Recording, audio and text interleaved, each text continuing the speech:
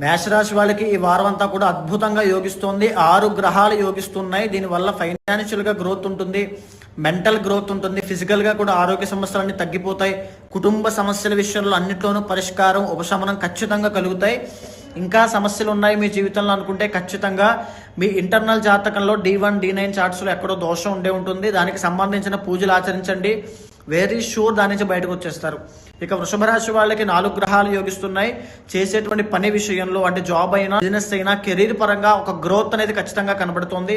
రావాల్సిన డబ్బులన్నీ వచ్చేటువంటి అవకాశాలు ఉన్నాయి.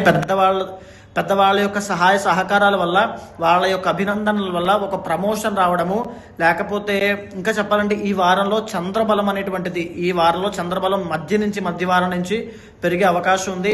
వృషభ రాశి వాళ్ళకి, మేషరాశి వాళ్ళకి సానుకూలంగా ఈ వారం అంతా ఉంటుంది. కాబట్టి ఇష్టదేవత ఆరాధన చేయండి.